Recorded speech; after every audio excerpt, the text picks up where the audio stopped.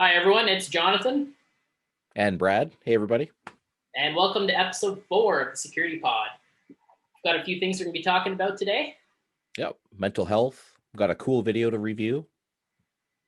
Cool. And they've got an interesting video to review. Interesting video, yeah. Yeah. Absolutely. So, definitely. Our main topic today we're going to be talking about is mental health. Obviously, a very important subject. We're going to be talking about sort of our experiences and sort of, ways that we would recommend, to cope and to manage and maintain a positive and healthy mental health. Yep. Hopefully, you can provide you guys with some resources as well. Yep.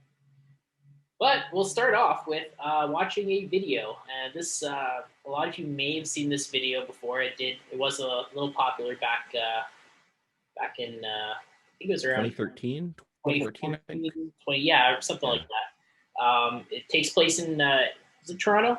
Jackson Square? Hamilton. Yes. Shows how much I know. It's all good. Jackson Square with two IntelliGuard security guards against another male. They're trying to trespass him, and we'll just watch a video and you'll see how it turns out. All right, you ready, Brad? Yep. All right, we'll watch the video now. Oh, viewer discretion's advised. What? What'd you say to me? What the fuck did you say to me? Fucking say it! Out of my face! Say it! Get out of my face! Say it! Go! Don't fucking touch me! Mike! Mike! And I don't know who Mike is, but I don't know if I want to meet him in an alley. Nope. Call police, we need the Mike, yo, get Mike, get Mike! Get Mike! Mike! Hurry! Hurry! Get the fuck out! Go! Don't break his fucking arm! Don't break his arm! Don't break his arm! Chill the fuck out! Yeah, go get off! Oh! Fuck off! Oh my god! And the shoe. No! No! Fuck off! Let's go! No, stop fucking with him, man! Go! Get off! Get off! Get off! Back off! Stop fucking touching him, man! Yo, get off of him! I think he's got a concussion. No! Yeah, I believe it. Don't fucking let us up, bitch!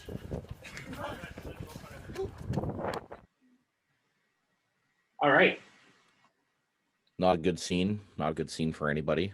Not at all. So I've got a little bit more info on there. So the person that you see in the video that's in the purple shirt there, his name is Tyler Rizzi. He's 24 years old, Yep. from Huntsville. He ended up being charged with assault following this incident, rightfully so. Absolutely, in my opinion, probably very totally avoidable. Also, another 18-year-old Etobicoke man was charged in connection with that incident as well. Yeah. At this right now. I'll start off by saying, you know what? There was a time, I'm sure some of you have seen my I Am the Worst video. There was a time where I probably would have done the exact same thing those guards did. I guess the guys were causing a big issue and everything. They were trying to lead him out. They're being trespassed from the property. And, at no point does he say you're under arrest. Neither does he say what for. So Yep. I'm just guessing, but I'm guessing they're trying to trespass him under the Trespass Property Act, probably for failing to leave when directed to do so. Obviously, very important to mention why you're arresting someone or that someone's under arrest, because in that video it does, to someone who doesn't understand the context of and understand from having worked the job, it just looks like that they're just sort of trying to grab them, right? Yep. So what do you think about that? I'll leave my total. I'm gonna break down a couple of points. There's some.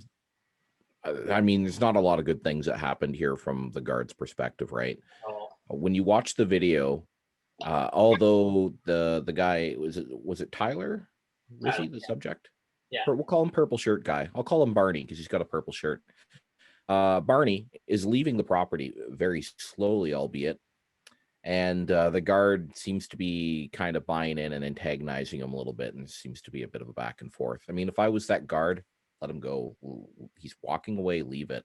Yeah. And then from there, I've used this video as a teaching tool when I teach use of force, and I call his buddy and I hate to phrase it this way. If you're watching, I apologize.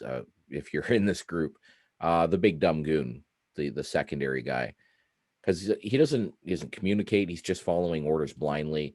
Yeah. The first guard says to the second guard, "Grab him." Which I don't understand why the first guard just Right. doesn't do it himself instead of telling. Exactly, right. You and then there's a bit of a chase. You go down the end of the alley. You're now on the ground, and at this point, that's when you make that executive decision to call the police. I would have been on the radio way before. If I'm thinking, okay, we're going to arrest this guy, I would have put that out over the radio well before making any kind of grab or anything. And then it just seems like the whole video falls apart, right? They get the one guy down. They start with him. The friends show up. They push the two guards off of the one guy, and it's like the first guard, the smaller, thinner guard who sort of started all of this. Now he's focused on this other target, right? They go on to the other guy. They start arresting him. Well, the first guy that you grabbed that you originally wanted to arrest is now up, free, wandering around, and sucker punches you. Yeah.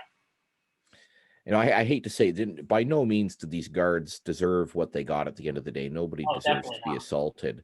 But it really goes to show, you fall back to the level of your training during these incidents. And I know you, I know me, I know there's a bunch of guys in the rest of the group that are very well versed on this stuff.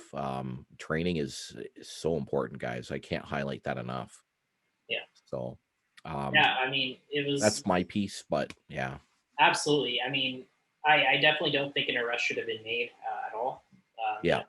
Yeah, they're yelling, but you can see they're going back and forth, right? But they are slowly leaving the property. As far as I'm concerned, he's doing what you want. Maybe not the way you want him to do it, but he is leaving, and that's ultimately what you're trying to do, right? I don't understand what they were trying to accomplish there to try to make an arrest. I do think that first guard there, the one that directed his partner to make the arrest, I feel like it was more of an emotional decision of why he decided to make the arrest. Absolutely. I don't know if some of you know, but there is a first part to that video that we decided not to include in this video, which is them inside the mall. I guess the guys have the BMX bikes, and they're asked to leave. But this is sort of the real meat and taters for the of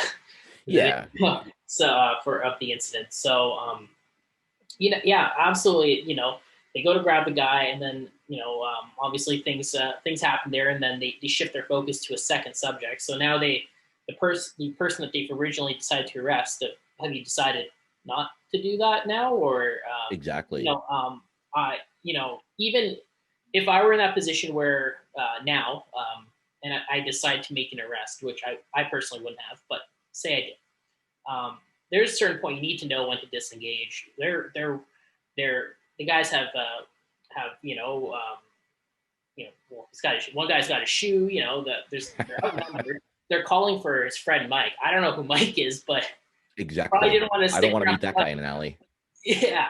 And yeah, absolutely. You got to know when you're not going to win the fight, right? It's there's a line in the sand, and you gotta draw it at some point. Absolutely. Don't forget, the use of force continuum has disengage on it for a reason. Use it. There's nothing wrong with that. Oh, absolutely. Yeah.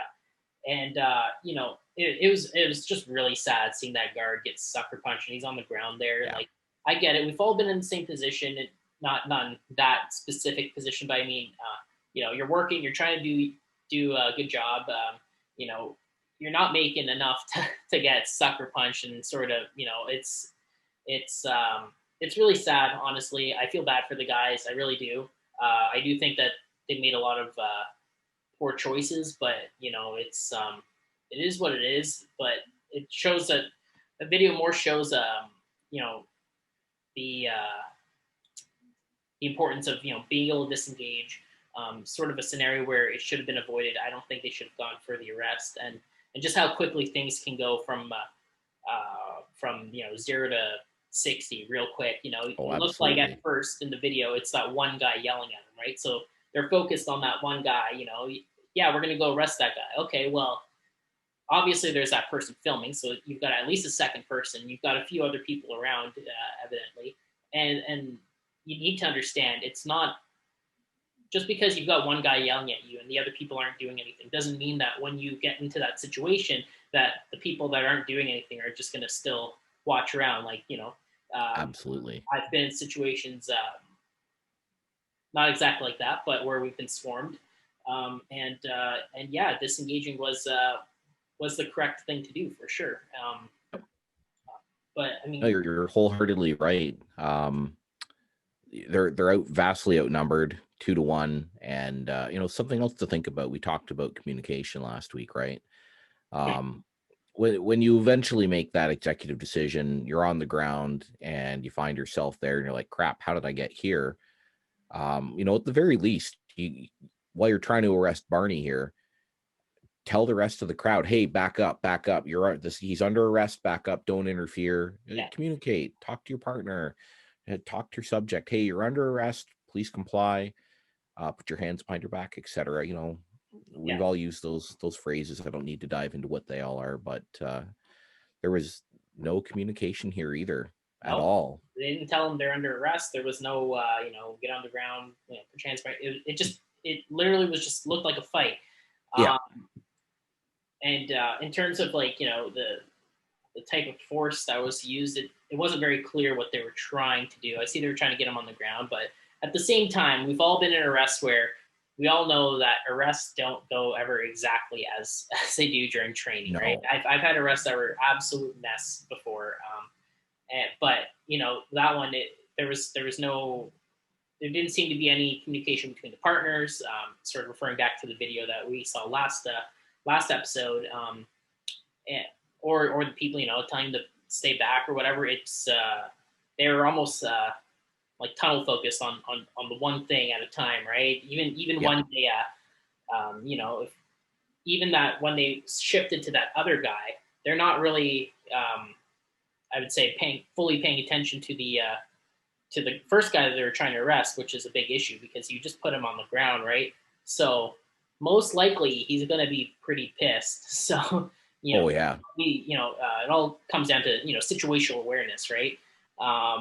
And he turned his back to him. Yeah. You know what I mean? Yeah. So hopefully, all of you saw some pretty important lessons from that video, and like I said, it's unfortunate. I don't think the guards are dumb or anything. I just think they made some poor choices there, and I do hope that this video is from like 6 years ago, so Yeah. I would hope it's covered by now. But I hope they at least sort of learned a valuable lesson from that incident. Yeah. It's something else to think about too, and I think it does vaguely tie into our main topic here with mental health, right? Dealing with stressful situations, being able to decompress after something like that, and being able to let go after something like that. Yeah. It's tough. It's tough. I've been, and I know you have too, and I'm sure the rest of us have been involved in at least one or two situations where you look back and it was like, man, that was awful. It was life-changing. And because of whatever that instance was, I'm not the same person anymore. Right. Yeah. So, lots to think about, Yeah, absolutely. I don't know what else to say there.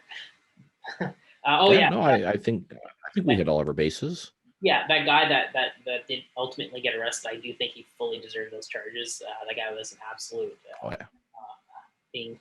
That's not his first go with that either. Yeah, that guy was an absolute moron. And he fully deserved those charges along with anyone else that was involved physically in that. Yeah. absolute mess of Yeah. a situation. I'll give you guys a little pro tip too. You know, if you're thinking, hey, you know, security, policing, law enforcement, it's not for me, and you want to live a life of crime, pro tip: don't record this stuff and put it on YouTube down the road after you commit your crime spree, because that is how these guys got caught. Yeah, yeah, he had his own DMX Insane. YouTube channel. I checked it out. Yeah. He's since Yeah, taken that video, but obviously, since we're showing you the video, we were able to find it on YouTube. Yeah. All Keep in mind the suspects filmed this video. Yeah, exactly. Something to think about. Yeah, absolutely. Oh, Yeah, absolute mess. But yeah, absolutely. We're gonna go into our main topic now, which is about mental health. the big old world of mental health. Yeah, very important, and I don't think it's talked about nearly enough in the security industry or even law enforcement. So, Yeah.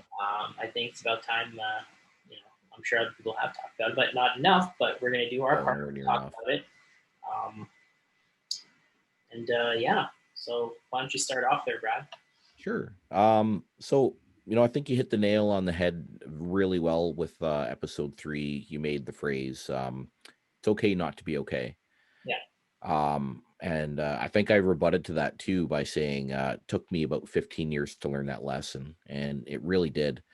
As I mentioned, I started my career off on the public side of things, doing federal law enforcement, working with a federal agency. And I saw a lot of bad things in that job. I saw a lot of things that people shouldn't have to see.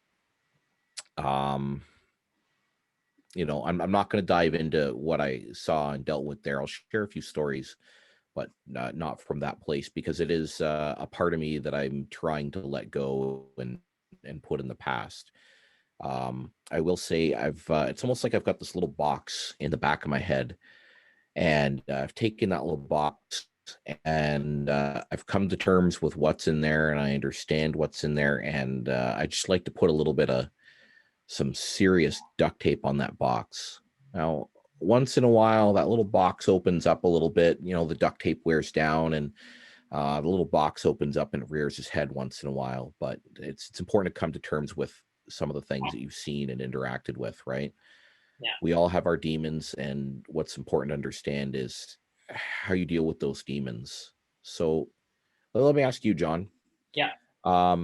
What's something that you do after, you know, a bad day at work or something? Maybe you're just not feeling up to the day, or something's keeping you down. What's something that you do that's healthy to either help let go or move on, or put yourself into a better mood? I have hobbies. I have a lot of hobbies actually. That's awesome. Let me ask you on that topic. Yeah. Are they work-related hobbies, or are they like completely nothing to do with law and security? They are completely nothing to do with law and security. Awesome. That is absolutely healthy. So, like, talk about what you like to do to decompress. Well, for one, I'm a huge space nerd. I love learning about spaceflight history, like the Apollo missions, like the moon landings, space shuttle missions. Yes, I am 100% a nerd, and I fully embraced it. I'm fine with that. That's awesome. No, I'm a total nerd too. I'm in my 20s, so obviously I play video games. I play Call of Duty Warzone, some Grand Theft Auto. Nice. Yeah, and you know, it's a great escape. You know, complete escape from anything to do with work. Same with I love history, so even like the history on the Titanic, the sinking of the Titanic, I know way more than any regular sane person should probably know about it. There's that. Give us a fun Titanic fan or fact. Give us a fun Titanic fact. Fun Titanic fact. Do you know that there was a ship that was actually relatively close to the Titanic as it was sinking? It was called the Californian. I did. Yeah, I only heard about that recently. Yeah, it was called the Californian. It wasn't. Okay. I don't remember the exact distance, but people on the Titanic were able to see the Californian's lights in the distance. The Californian had stopped for the night due to running into an ice field, and getting into an ice field and didn't want to collide with anything. The wireless operator was So back then they had wireless operators, so it was sort of like that whole Morse code thing. So you got the headphones on, right? So he had put out a message to nearby ships warning for ice, and the wireless operators on the Titanic. This is going to make them sound kind of bad, but I understand their frustration. I don't fault them for it entirely, but the way it works is it's sort of like a type of spark, and it's very easy to interfere with someone else's message, right? So he was putting out a warning message saying, "Hey, there's ice in the area," but the Titanic operators, as you can imagine, on such a luxurious ship, were stuck with tons of different messages and stuff. Like, Mr. So and so wants his private horse carriage to meet him when we get to New York, and all that stuff. And okay. it's probably not very important, right? Or I wouldn't say it'd be very important, right? All that stuff, and they're trying to get through all these different messages that they have to send out to the mainland, and obviously the passengers do pay for that, and that's sort of one of their big things. But the Californian was sort of interrupting them, right, because they couldn't hear the transmission. It was very distracting. So ended up happening was he ended up saying like, "Keep out, shut up, I'm working," and the wireless operator on the California was like, "I just tried to warn him about the ice, and he told me to shut up," right? So unlike the Titanic, which had two wireless operators, which worked on different rotations, the Californian had one. So when it was time for him to go to bed, the wireless set was shut off, and no one was receiving or relaying or putting out messages. So this is before the collision with the iceberg, of course, which happened around 11:46 p.m. on April 14th, 1912. So what ended up happening was he turned off his set because he needed to go to bed, and when the ship struck the iceberg, they put out an SOS call. Originally, it was actually called CQD, which is Come Quick Danger. SOS was fairly new, and they decided to use it just because they've never had before. And not very often do you use SOS, right? No. So they put out the message, but fell on deaf ears because the Californian's operator was asleep, as probably should be at that time. But which is really tragic because the Californian probably could have offloaded a lot of people from the Titanic. So what ended up being was the Carpathia was the closest ship. Went full speed to the site, but by the time it got there, the ship had already sank, and the Carpathia found all the lifeboats. Yep. Aside from that, I mean, there's that. Also, another quick one. Just on a whole tangent there of Titanic. A lot of people think more lifeboats would have meant that more people would have survived. You know what? In most cases, probably yes, but because of the speed of the sinking, it took about 2 hours and 20 minutes for the Titanic to sink. They actually barely had enough time to launch the lifeboats that they had on the ship.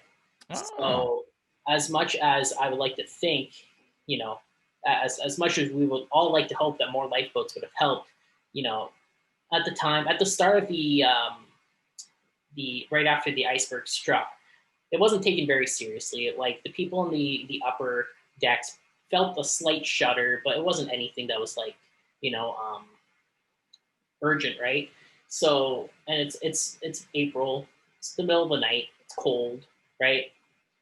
You're in there, you're trying to, warm up, you've got your brandy and all that, right? Someone's telling you, hey, go outside, get on a lifeboat. You're gonna be like, no, bro, I'm warm in here, right? Brandy. Yeah, exactly. Oh. So Brandy. Yes, my. Oh damn! That man, that looks real tasty. I'm incredibly thirsty, right? All of a sudden. Incredibly thirsty. Was it Unit 211, right? 211. Damn. But yeah, the passengers weren't very keen to getting onto the lifeboats in the first place, so that started with that was another issue with people, with people not being able to get on lifeboats in time. Plus, the lifeboats, you were able to fit around 65. I think it was rated for 65, but you fit around 70 men on each lifeboat. And some lifeboats were being launched with like 12, just because they didn't want to crowd people, make people feel uncomfortable. So that was a big issue. Lifeboat 6, actually, this is another, okay, this will turn into a Titanic episode. Lifeboat 6 actually launched with very few people. It had the famous Molly Brown on the lifeboat, and the person in charge of the lifeboat his name was Quartermaster Hitchens. Well, his title was Quartermaster, but I don't remember his first name. But he was in charge of that boat, and he was actually at the helm of the ship when it struck the iceberg. He was the one that tried to maneuver around it at the direction of First Officer Murdoch. Right ahead.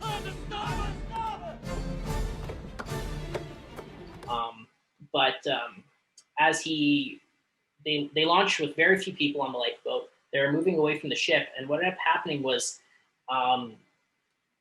the rest of the crew on the ship realized that they need to put more people on the lifeboats. So Captain Smith had a sort of a 1912 megaphone, so essentially just a giant horn, and called for the lifeboat to come back. And Quartermaster Hitchens decided not to, despite the captain's orders to come back to the ship and take more people. Essentially, he was afraid that the suction of the ship would pull them down. So at that point, he figured it's their lives, not the people on the ships. He was pretty ridiculed with that after, and led a pretty unfortunate life after. Yeah, no, it sounds like it. But there's a lot of, I'm not going to deep go into any other stories, but there's a lot of history within the Titanic that's more than just the ship sinking, right? Like the, I believe it was the owners of Macy's. White Star Line. So it's wonderful. I love learning stuff like that, and in terms of mental health, I love doing stuff like that. Plus, I also love making props. That's great. Yeah, and you know what? Even your little tangent, I don't want to call it that, but it really highlights that it's great to have a hobby outside of, oh man, that looks so delicious. Having a hobby outside of work, it took me a long time to learn to like things that weren't police, law enforcement related. My way of decompressing after a bad day would be to go home, order pizza, drink copious amounts of diet soda, and watch Live PD or Cops or stuff like that, right? And the problem was I'd watch that stuff and I'd get amped up. It would drive my stress up, and I didn't really realize it, right? And I found myself sometimes even being hypercritical of what I'm seeing on TV. I would watch that, and I never really had like a good and proper release of the the demons within, I guess, if you want to call them that. Absolutely. And that's what, like, I'll admit, I do stuff like that once in a while. I'll watch Live PD. That's a great show. Have a nice good old fat time. But especially when I talk about like spaceflight history or the Titanic, like even when I was just talking about it now, honestly, I completely forgot I'm on a security podcast, right? So it takes me completely out of that world, my world, and it was a much different world back then, right? It was 1912, but even back in the space flight times, you've got the space race, right? So you've got like around 1969 was when Apollo 11 landed on the moon, right? And it was just such a different time. It almost feels like obviously had their own political issues to deal with at the time. Oh, absolutely. But like, it was just, it was one of those times where it was nice to see sort of the nation sort of have one common goal to sort of, to land on the moon. And even though it was, in my opinion, fairly politically driven, there's a lot of scientific advancements that were, brought upon from that. So it's absolutely wonderful. I've got, I'm not gonna grab everything, but I've got like a Lego Saturn V rocket right up on the shelf there. I've got a model of the lunar module, command and service module for Apollo spacecraft there. A bunch of other space stuff. I'm sure you can also see. I also have some camera equipment here. Oh, nice. I love doing video photography and cinematography and stuff like that. So that's another one of my hobbies. I've got a lot of hobbies. Some people say even too much. There's nothing wrong with that. Yeah. If it takes you outside of work and gets you doing something else or gets your mind on something else, that's awesome. I love that you reached for the cup there, because it sort of brings me to one of my hobbies. I'm into target shooting. Yeah, I do IPSC. I used to do IDPA. Used to do 3-gun before the AR-15 went and was totally illegal. So yeah, I mean, my thing, I like to get into the shooting stall.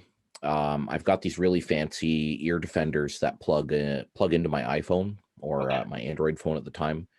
And it was great because I'd be able to put on something really soft. I would even listen to classical music, as silly as that sounds.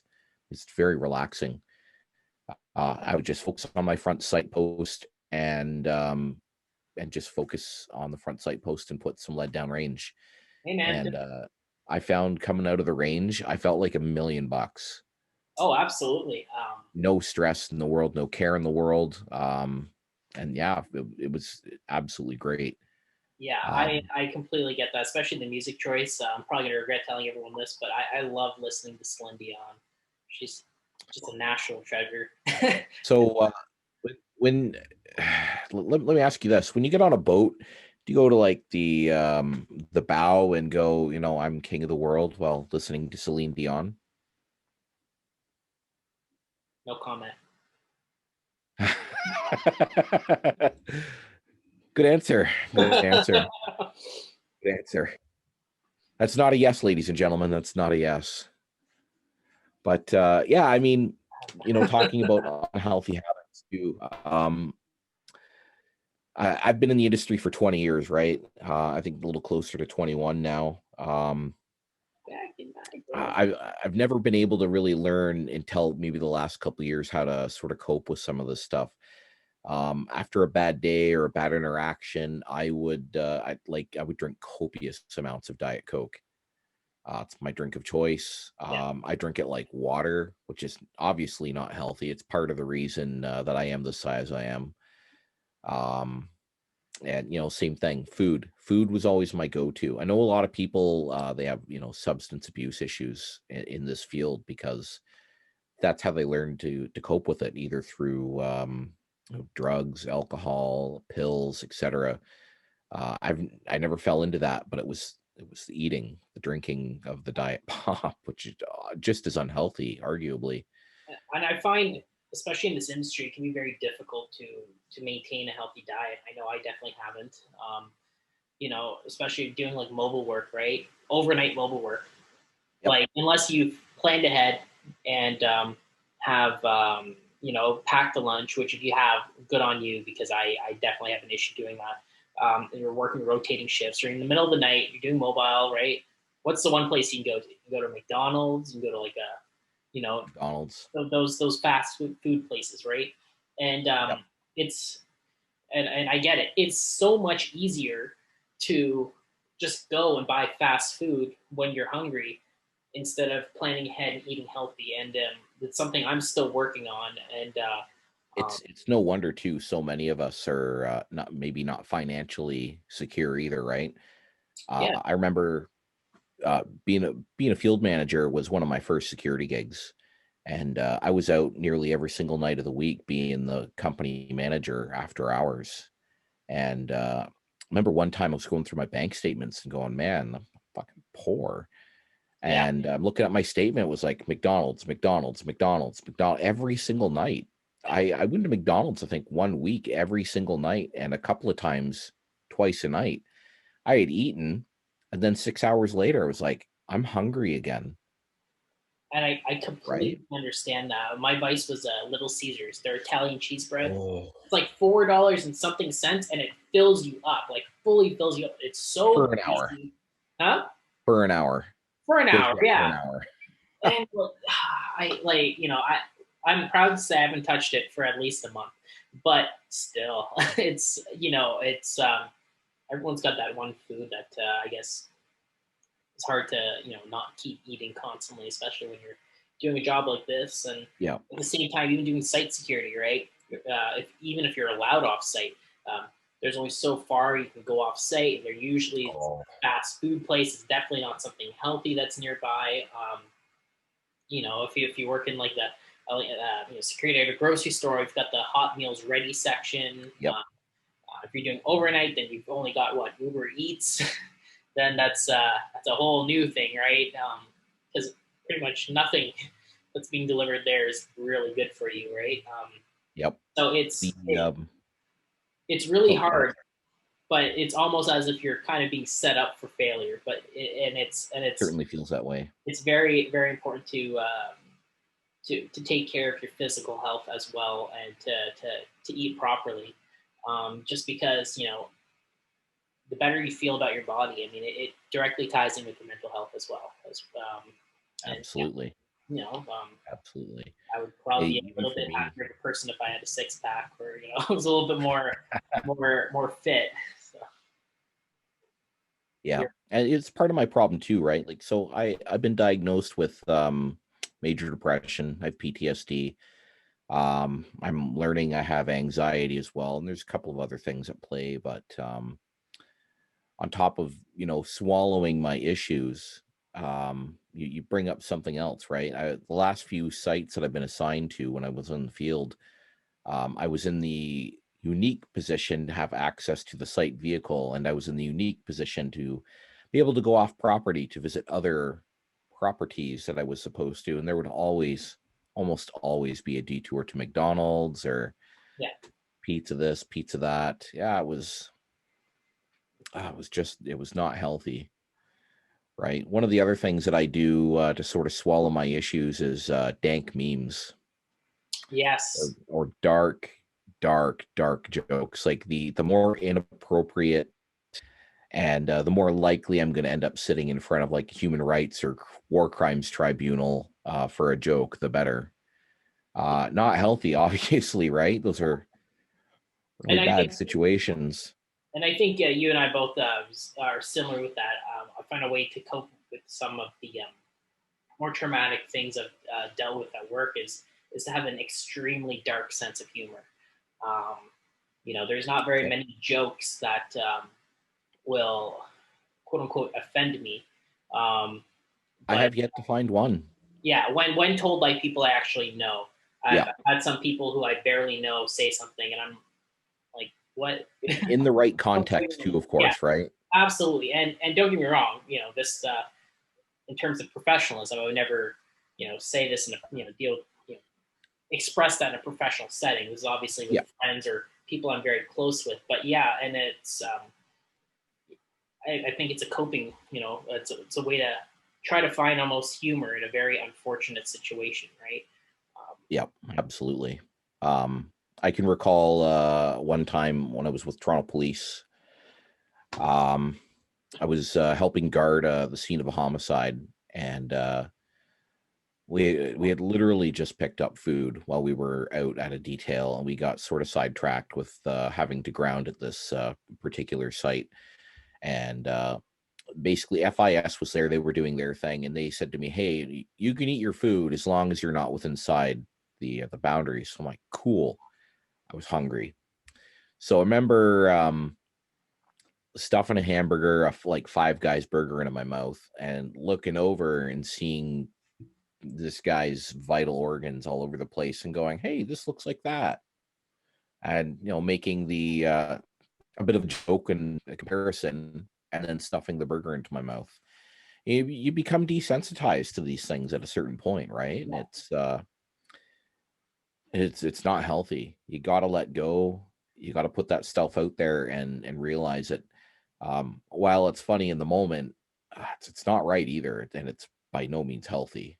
Yeah, definitely not. I mean, it's yeah, like we've all dealt with, you know, um, well, at least I know you and I have at least dealt with some pretty traumatic stuff. I remember just one of the sites I had worked at, we had a lot of overdoses, right? And I remember this one person, she had been she'd been annoying us all week because she was one of the people that likes to create trouble.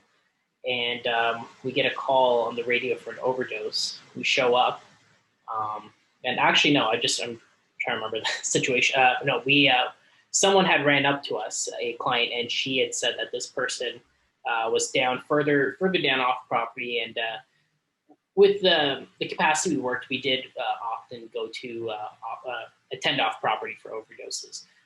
Same with the nursing staff at this one particular place, and I remember showing up, and honestly, I didn't recognize this person at all. She looked dead. Lips blue, pale, completely, just looked dead. And I remember we Narcaned her. I don't remember how many we Narcaned her with, but it was quite a few. I put out over the radio. We were tied in with the nursing staff and the rest of the facility staff of an overdose, so they were on their way. It was very very high priority, so they run to these situations. I remember we were Narcanning her. I was doing chest compressions, and um, it's at that time I didn't know whether I was actually doing anything right because she looked dead, right?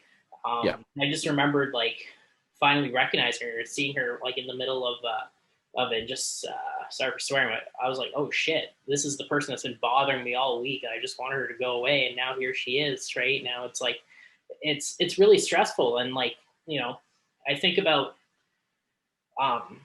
dealing with these situations, and it's not just you know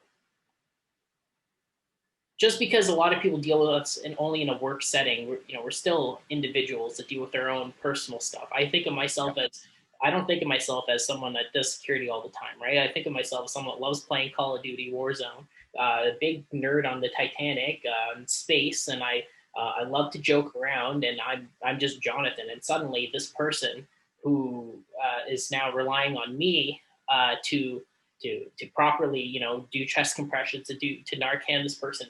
It's suddenly up to me to save this person's life, and it's when you first think of security, this isn't one of the things that you think you're going to be dealing with so much, right? And it's Yep. um, it was tough, right? I remember staff came finally. Nursing staff came, took over. Obviously, they better trained than we are, and essentially pop back up. That's one thing I noticed with a lot of these overdoses. They'll go from looking absolutely dead to just popping up, and she was angry at us. She just, what are you doing all around me? Just goes and she walks away, and I was just, Yep. I remember just being like, oh my god, like I swear you were dead like a couple minutes ago, right? Um, and stuff like that. Just a lot of, especially the overdose calls that we dealt with, they really bothered me. And you know, it you always had to find some way to cope with it after. I remember this one person, it was just when she walked away, I found I managed to find great humor in the fact that she got angry at us, right? And she's like, Yeah. you ruined my high. I'm like, it would have been your last high, right? Like, you're welcome, right? And sort of just chatting with some of my coworkers and trying to find some humor with the fact that she was mad and just popped back up there. But it did bother me, and a lot of the stuff that I've dealt with still, I guess, sort of bothers me sometimes when I think back on it. So I try not to. I try just more think about the lessons I've learned from it, or anything I realized did or didn't work. Yeah. No, and that's a great way to cope with that stuff, right? Is try to see the positive, the bright side in it. Like I said, those are lessons that took me years to learn, Yeah, years and years and years to learn. So and no, I totally get what you're putting out. and I think a lot of people don't see that. Like, I'm sure I'm not the only person that worked in that type of capacity where we're dealing a lot of overdoses, right? I know there's some jobs that are a little more chill, right? But I don't think a lot of people think of that when they see us, right? Like, oh, like I've had people ask, oh, why do you carry naloxone? Yep. And for I've me, had that. it's an absolutely stupid question. Like, why wouldn't I? I'm in the public. You don't think people overdose in the public? Even where I currently work now, we had one of our guys deal with a overdose call, and it was off property, and he saved this person's life, and he got recognized, rightfully so, right? But it's just like, why do you deal with naloxone? You're not the police. I'm like, I didn't know I had to be a police officer to deal with a medical situation, right? It's and especially just the amount of times we had used it, and that we've had to use it, and we've had to go to overdose calls, some that were successful in reviving them, some that weren't, right? It's to me, it felt like an absolutely ridiculous question, and I think it shows that people don't understand the sort of the scope of how we operate, right? There's Yep, absolutely. we're not just walking around like mall security, dealing with trespassers and stuff like that, right? It's you're dealing with a wide range of things depending on the job you're working at, right? You do a job where you're at a construction site just struggling not to fall asleep. And there's another one where you're doing chest compressions for not the first time. And I remember when I first started with security, I didn't think I would have had to do CPR this many times that I've had to do it. And it shows sort of, the obviously the issue with the opioid crisis, and another reason why I think anyone that does this job should at least get naloxone training and carry naloxone. If you live in Ontario, it's free. You can get naloxone at any pharmacy. Yep. You just have to bring your OHIP card, your Ontario Health card, and at least just carry it in your pocket or whatever. It's not just for other people too, right? We deal with situations, and people get cross-contaminated with fentanyl, right? It could be you that needs it, right? And I think it's important that anyone Absolutely. that I work with, I want them to know how to at least use Narcan just in case I go down, or one of my partners goes down, or someone that they know, right? I don't want anyone to get hurt doing this job. And so. No, you bring up a good point with the naloxone. When I was a director at a site downtown, I wasn't there for this. I was at home chilling on the weekend when this happened, but one of the guards on the weekend came across a backpack, and it was just a lost and found item, right? So you figure, oh, okay, picks the backpack up, carries it to the security office where the supervisor is, and then bam, the reaction kicked in because there was opioid all over the canvas handle. Yeah. Right. As you guys know, if you take the training, an opioid is something that can absorb into the skin. So it's important to wear your PPE and be safe while you're working in these environments. Yeah, Fortunately, they had a naloxone kit in the office, and they were able to render aid right there. So yeah, that's why I always put on at least my regular search gloves before I touch anything. I've had people last week just peel all your hands after. I'm like, that's not why I'm putting my gloves on. Or does that not look aggressive? And honestly, when I'm weighing out the reason why, I could care less, right? It's from safety. So. No, for me, I like to I'll put on not only those like the search gloves, the Frisk Masters, but I'll put on a pair of like nitrile gloves over top, get a couple layers of protection, and should be good to go, right? But it's really, really important. I don't think it's talked about nearly enough in the industry to take care of your mental health. It's just as important as your physical health, if not more, in my personal opinion. And it's we're all here to do our job, right? So some of our duties, obviously, we're here to help others, and you can't help others if you can't help yourself, right? Investing the time to learn that sort of stuff, and I'll be talking about a course that's available as well. And obviously, there's this book that we've already talked about, Emotional Survival for Law Enforcement. Obviously, we are not law enforcement, we're security, but there's a lot of lessons in this book that are very transferable to what we do, especially with, I find with sort of the way things are these days. I think the security industry is a lot more is being asked from the security industry than it used to, right? So now, I wasn't around back in the day when good old Honky Boys started, but I don't know if there was that many people overdosing, or if you guys were carrying Narcan back then, or. I would say Narcan has really only been for me, has only been a thing for the last, I don't know, probably 4 or 5 years, Okay. maybe a little bit longer than that. But yeah, back when I started, we came across overdose, but it was mostly stuff like cocaine Okay. was the bigger issue. Yeah. So yeah, I mean, not an opioid, but we were still coming across that stuff. But carrying naloxone, that was not even a thing. I see Yeah. you got your tourniquet in hand too, right? Like that was, So yeah, I know this one when I started. This was not a thing. I probably yeah. would have been roasted if I started wearing something like this. Like, Oh yeah. I understand, John, but like you said, this doesn't have to be a shooting or a stabbing to like a limb or whatever. If you're at a construction site, uh, you know, someone can get impaled. I Amputation I can happen, I have a right? short story about that. I have a short, really quick story. One of the colleges I was working at had a trades program where they operated all kinds of crazy machinery. Guy got his whole arm stuck into a machine. Um, they tourniqueted at just above the elbow and it saved the guy's life. Otherwise, he would have bled out. Like he ended up losing the arm You don't, over. you don't have to be in a combat zone or a police officer to carry one of these. If you're anywhere outside of a padded room, Yeah. and you're doing this job, you should be carrying this. I carry tourniquet when I go out in the hiking in the woods. I carry it when I'm working. I have one in my med bag in my car.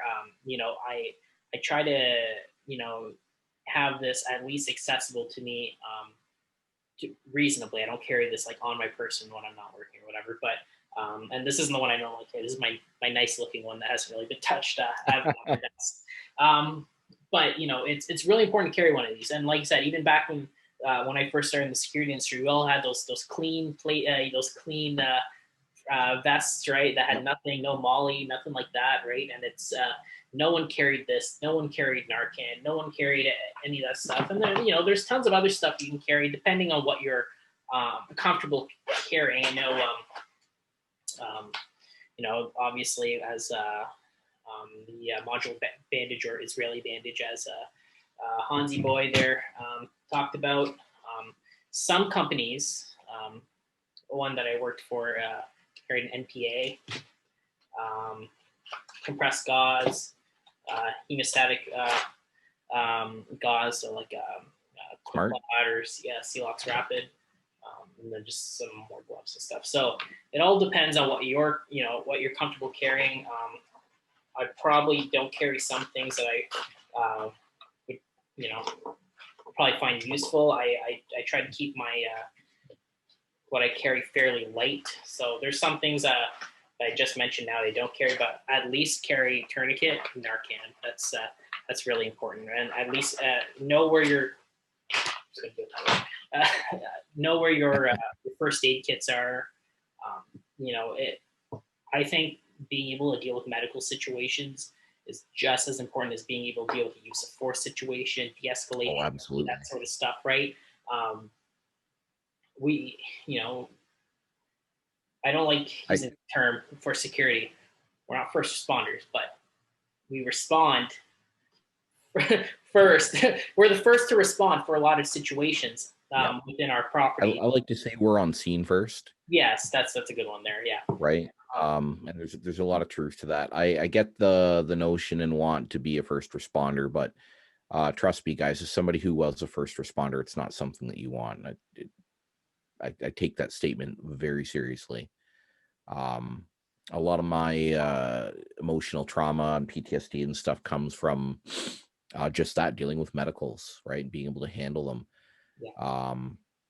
I'll share a story eventually tonight. I know I will, in regards to something I dealt with as a responding to an emergency. Oh man, that looks so good. Yeah. So where was I there? Orange juice. Yes. Yeah, no, yeah, being able to respond to medical emergencies. I think it's one of the skills that you're probably going to use the most if you were going to break down things like de-escalation, use of force, legal authorities, and first aid. You're probably going to use those first aid skills the most out of everything. You might be a guard whose sole function is customer service. So you're not even getting involved in arrests or legal authorities or any of that hands-on stuff. Yeah. But somebody still might come to you and go, hey, I need medical assistance. And you're probably going to be in some way, shape, or form expected to do something, right? Absolutely. So- If you're in public and you're in any sort of uniform like that, expect that you're going to be called upon to deal with something like that. Yeah. And, it's very important to, you know, keep your standard first aid certification up to date. Carry the proper equipment. You know, obviously you don't have to be carrying this on a 1110, you know, holder on your vest or whatever. There's ways to carry things. Even Narcan. I've got a little. Actually, I'm using a handcuff, a Molly handcuff pouch as my Narcan pouch right now to get a Narcan pouch. But you know, even carrying some in your pocket, I know a lot of us did that. Yeah, no, nothing wrong with that. Yeah.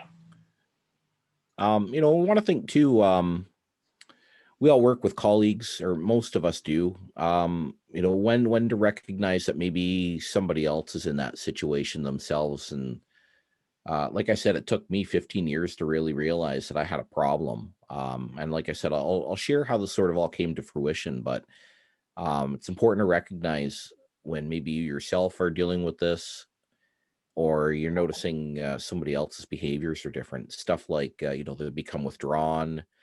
Yeah. They're not showing interest in things that they used to show interest in. Like if tomorrow John was like, I don't like Titanic anymore, and maybe he stops listening to Celine Dion and switches to something else, you know, I might get concerned. Maybe if he's not showing interest in, you know, the space stuff or his prop making stuff, I'd get concerned if he just sort of fell off the wayside and stopped showing interest in that stuff. Yeah. You know, for me, I used to be somebody like I would go and shoot 2-3 times a week sometimes. And I'll be honest, and I'll be very clear about this. My depression it's not good. It's something I'm still dealing with, but I got to a point where I was just like, meh, I'm just going to get up. I'm going to go to work. I'm going to go and do my job, and I'm going to come home, and I'm not going to speak to really anybody if I don't have to. Right. Yeah. It's bad because my wife and son, they pay the price for that. They have to deal with me when I come home. I'm in a policing family. So, you know, my dad's, he's a retired police officer. Most of my family is in law enforcement, policing one way or another, even my wife included. They see the signs and symptoms, and I will often tell them to bugger off. Not like that. If you know me, I'm gonna probably be much more blunt than that, but you get what I'm saying. It's not healthy. If somebody comes to you and says, hey, you know, I'm concerned about you, listen to them. It might save your life. You never know. Yeah. You know, where does depression take people? Sometimes to a really bad place that you don't end up walking out of. Exactly. I won't get too into the details, but I'll say I came pretty close twice myself to making that decision. Things got really bad at a point, and I found myself on the top of a building thinking, fuck, this is it. You know, I don't sound silly years later, but you know, here I am. I'm still moving on with life, which is good. Yeah. But I at least recognize now that that was obviously not a high point in my life, and that I've learned from it. I've gone to counseling. I've talked to counselors about it, which also was not a pleasant experience. Maybe I should share that story. You want to hear about my counseling experience? Absolutely. Yeah, why not? So a few years ago, going back even further than that, maybe 7 or 8 years ago, I knew there was issues, and it was before things even got bad. And I thought, you know what? The career has changed a little bit, and in policing and law and security, people seem to be a little more apt to talk about it. So I talked to my wife about it, and she was really cool. And she called her EAP because I didn't want to use mine, and got an appointment with me to go talk to somebody. And it made me feel good because I thought, hey, you know what? I'm dealing with this, and this is good. This is appropriate. unfortunately, it was a really bad experience. So I showed up to my appointment, and the doctor gave me this survey, and she's like, fill this out with how you feel right now. I'm like, sure, no problem. It was like 8 questions.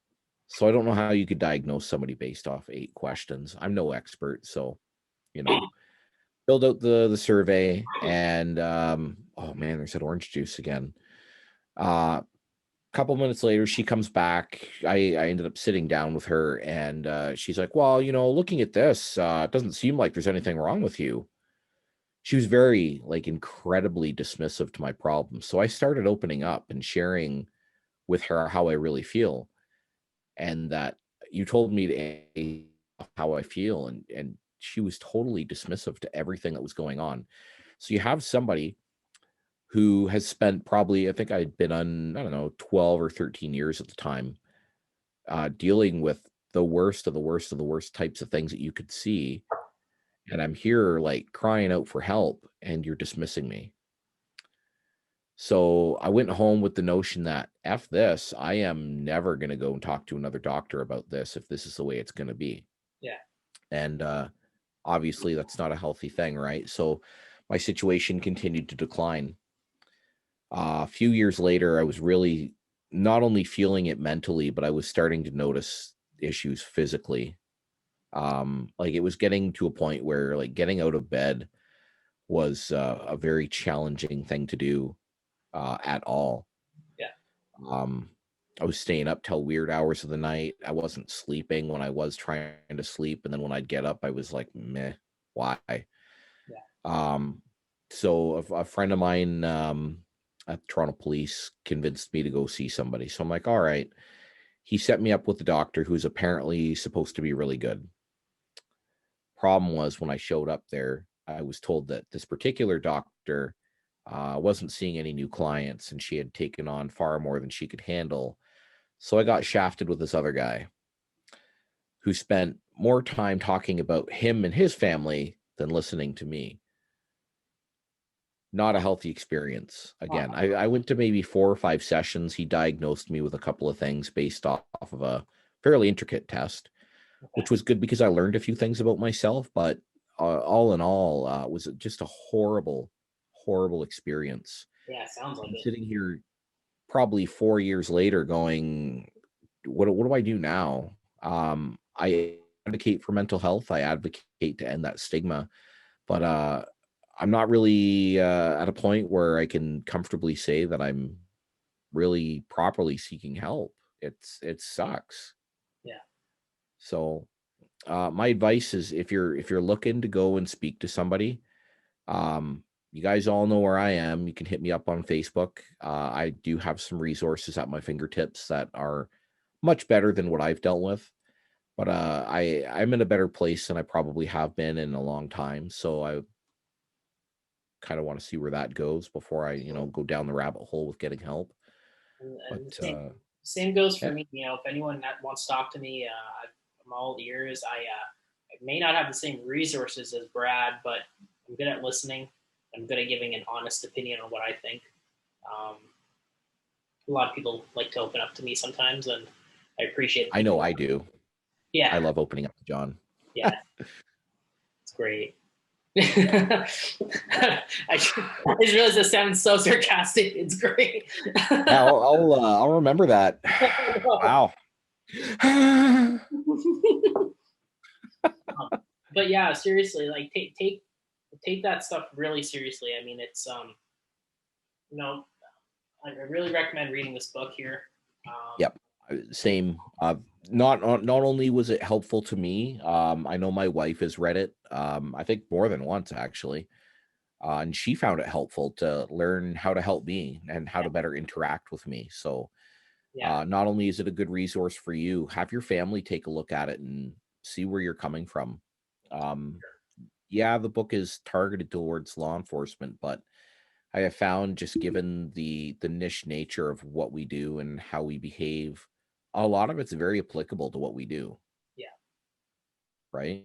Mm-hmm. Absolutely. So take it with what you will, and you gotta look at all these various points, right? If you're finding in the morning getting out of bed is a chore, and you're not finding joy in the things you used to find joy in, and Yeah. you're putting on weight, or you're looking at things to take your mind off of the bad things that are not healthy habits, like eating, drugs, alcohol.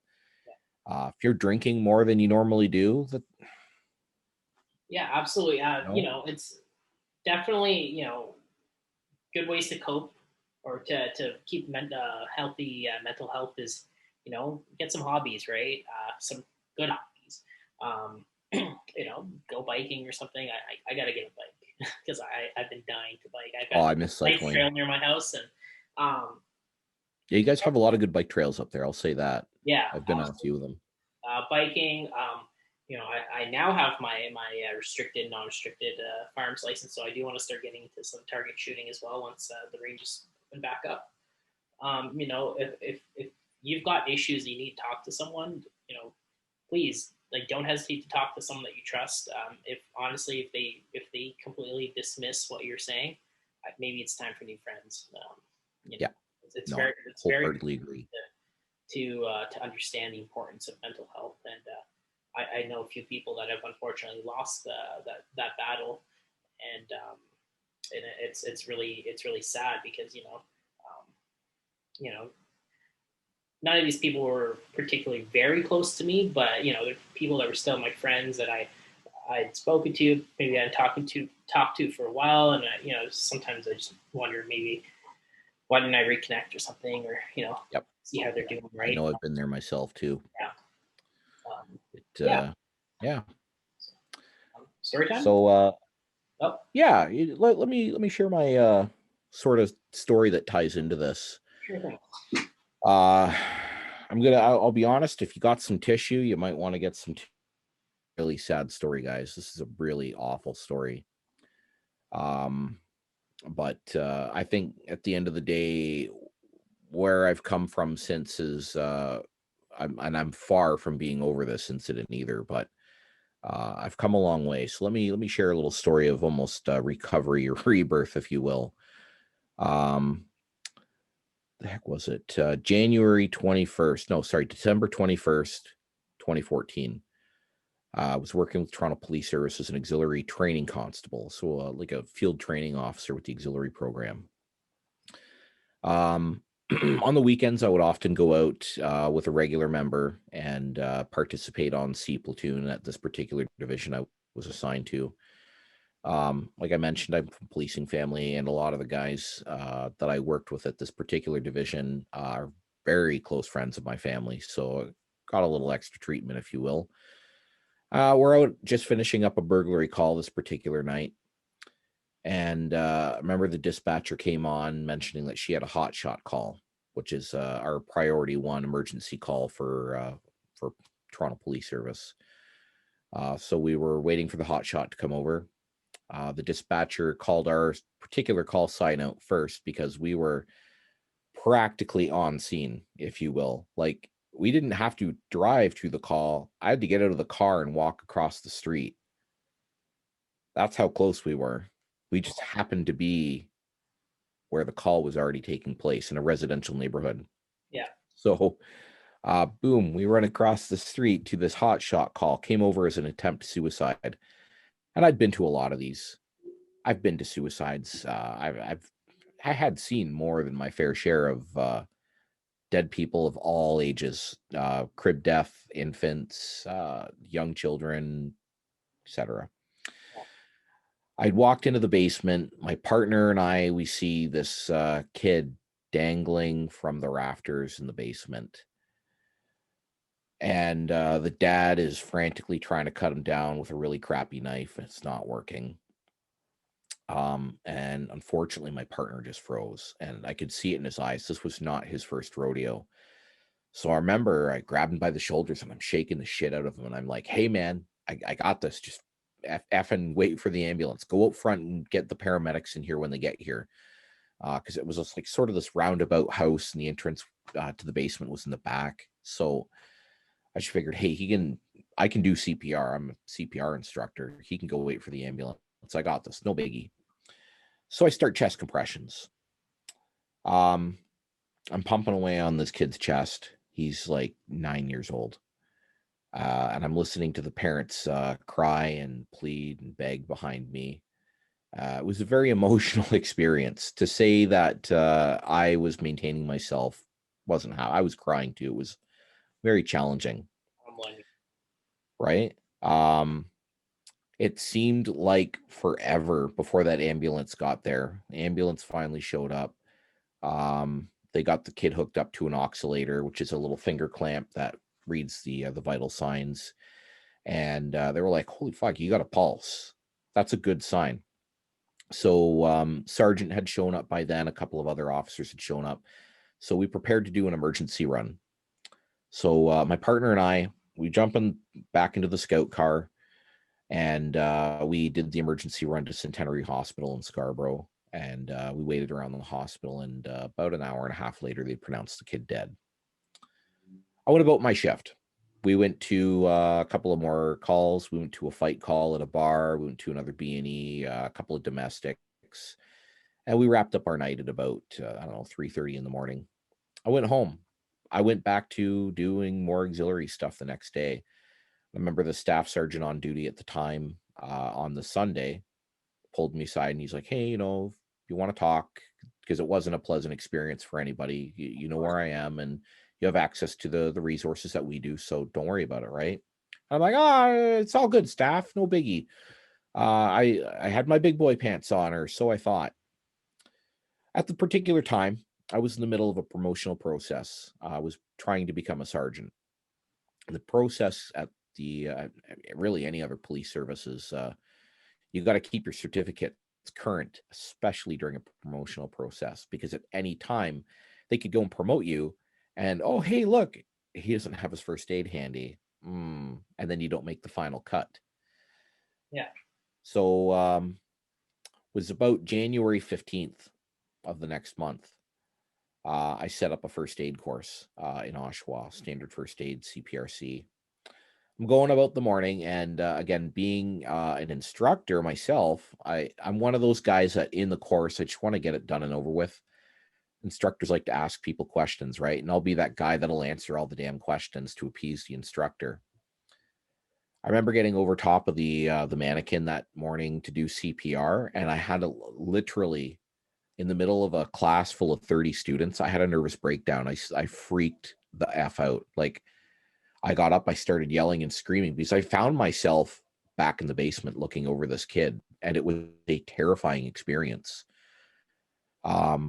I got through the day after a couple of arguments with the instructor because she didn't understand what I was going through at all.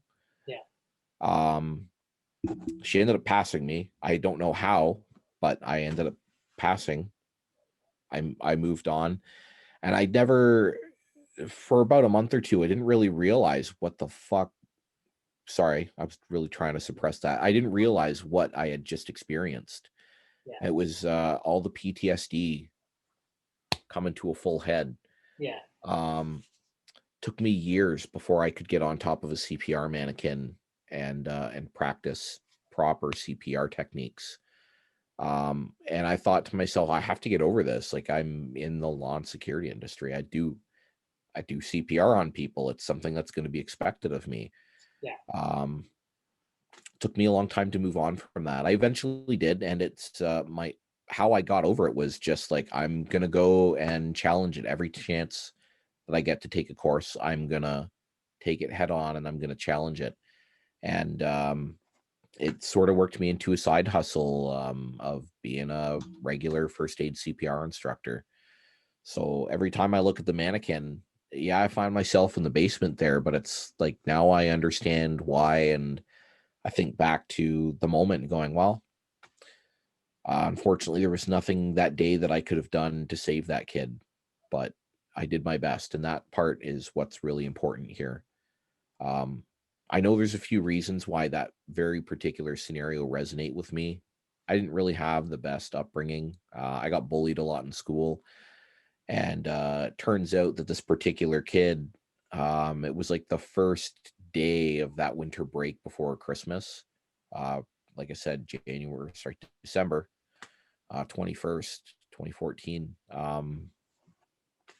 You know, the kid was so stressed out about having to go back to school that he couldn't take the anxiety anymore, and that was his way out. Absolutely tragic, That is right? It is. So if I can move past something like that, I know you guys can. If you're watching this and thinking, man, I having trouble, contact John, contact me. We'll, at the very least, I'm happy to listen. So, we're here for you guys. Yeah, that's my story. Jeez, yeah. All right. So yeah, it's definitely can't imagine. Trying to fight back the tears as I speak. Hey, look, some Diet Coke. Yeah. Was super healthy. Should get some orange juice. Woo! Man, that looks so good. And we'll go on now. Yeah, and that's one thing I tried to prepare myself. Obviously, I want to get into policing, and that's what I'm working on right now, as well. While doing my best to hopefully leave the industry that I've spent the past 8 years in better than it was when I started. Yeah. And that's one thing I've been trying to sort of prepare myself with, is to deal with calls like that and be expected to, continue on with my shift and deal with other calls. And I know that can be really difficult, right? You just dealt with something like that, and now you're dealing with a fight call. They don't know what you just had to deal with, right? Absolutely. And just that feeling of like, that person's no longer in this world, but you're seeing the world continue on as if nothing happened, right? That would be something that would definitely bother me. It's something to think about too, right? You get stopped by the police and maybe they're not very friendly with you. Maybe consider what they just came from. Yeah, absolutely. Yeah.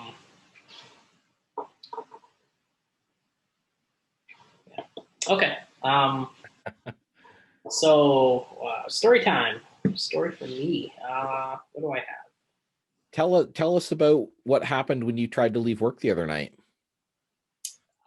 Yes, that was fun. So I was working security at this one commercial property, and I was done shift.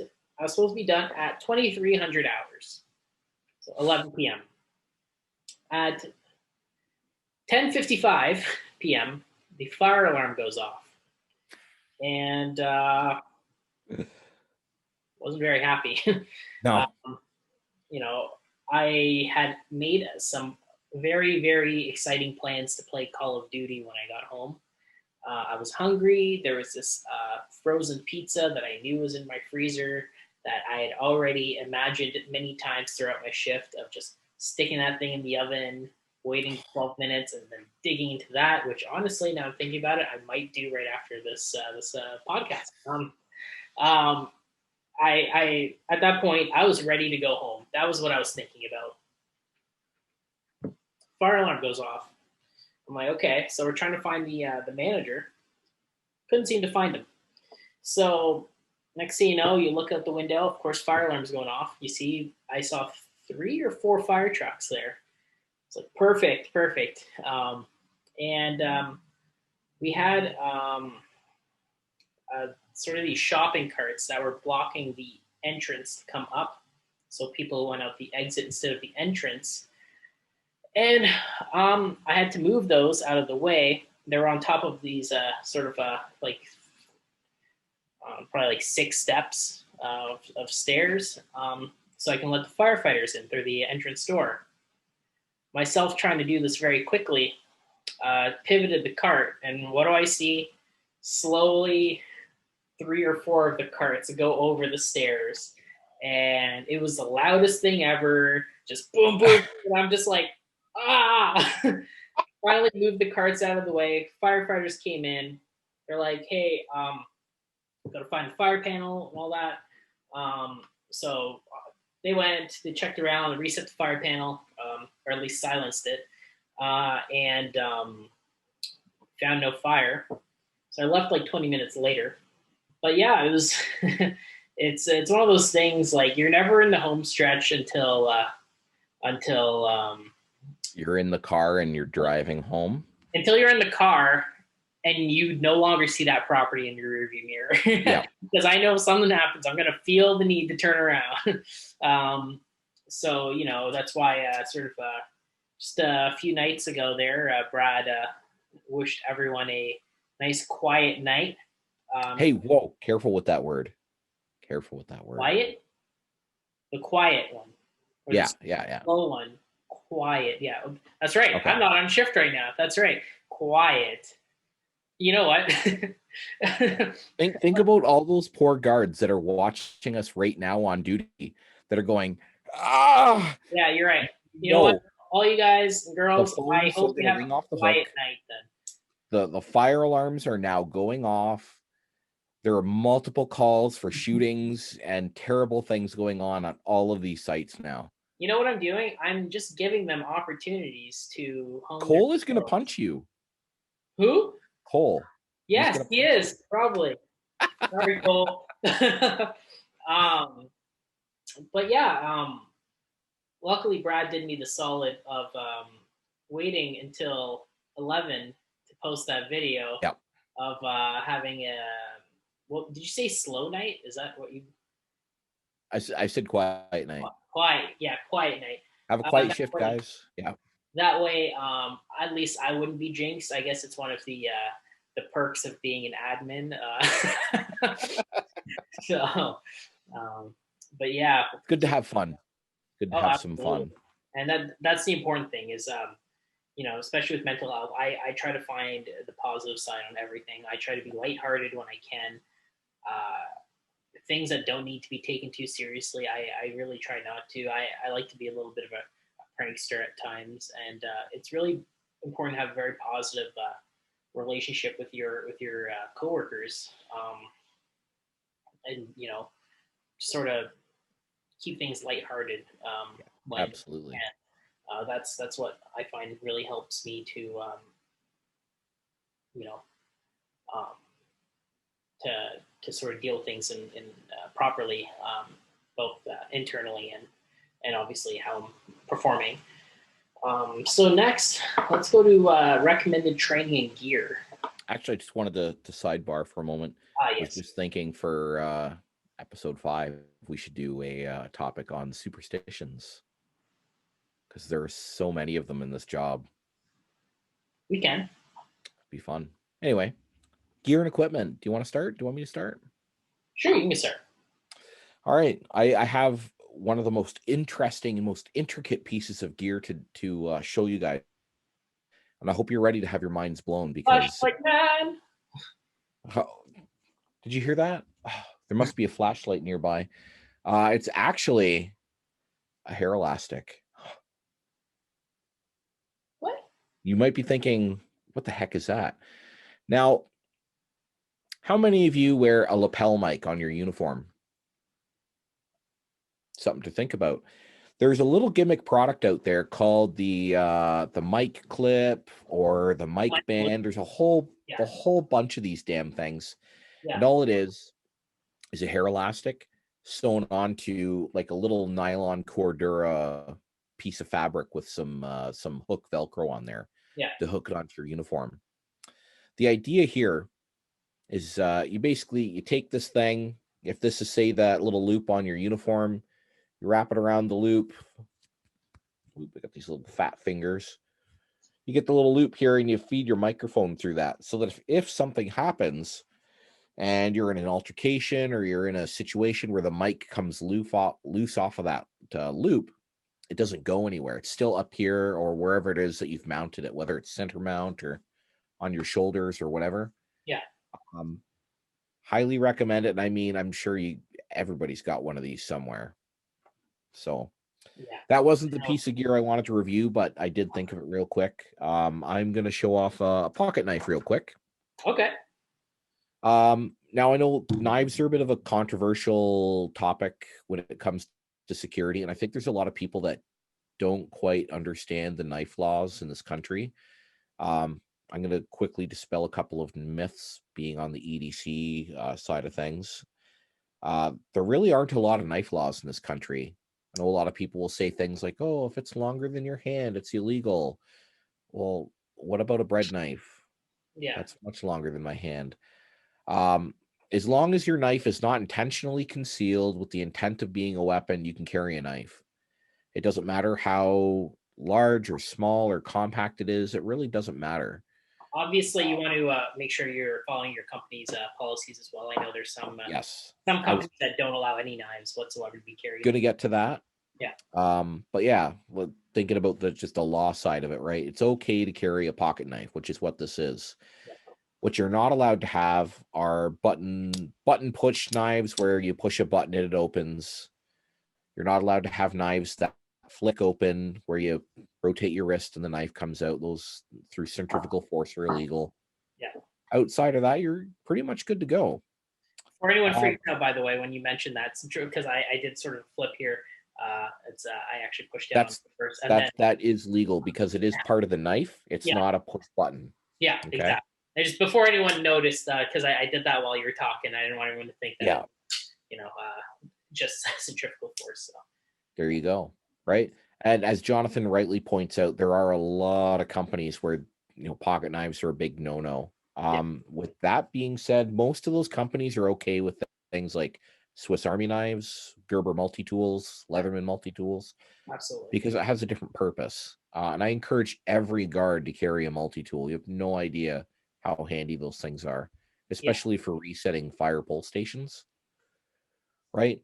Anyway, so this is one of my very many pocket knives. This is a Gerber, a Benchmade Grip Tillion. Okay. This particular model has G10 scales. It's got a heavy-duty axis lock here in the back. It's basically a big steel rod that keeps the knife from closing. This is a nice Wharncliffe straight blade, and we've got the little Spidey hole from the Spyderco side of things to quickly open it. It's got a really nice high-quality steel. This steel is 20 CV, which is a very, very hard steel and quite corrosion resistant as well. The harder the steel, the harder it is to polish and maintain and keep sharp. But if you maintain it on the routine, it should stay sharp for a fairly long time. So it's got a whole bunch of jimping along the back here, so you can get a really good grip with your thumb, and some jimping here on the inside handle to get you good grip. Yeah. I've added a little lanyard here. Actually, my wife made that for me. You can check her out on Instagram at what the heck is she? Paracording for a Cause. She does all kinds of paracord projects. So she does bracelets, knife lanyards, key fobs, you name it. So yeah, that's one of my pocket knives. Nice. Okay. Yeah. Yeah, I've got two here. I don't know nearly as much about knives as you do, clearly, but God, this one is a CRKT Amicus. Amicus, yeah. Amicus knife. Bought this actually for $30 on clearance at Canadian Tire. It's been my EDC knife up until less than a week ago when a coworker gifted me another CRKT knife. Ooh. So this one here is I like it. I absolutely love it. And the one I have now is this one, the CRKT LCK.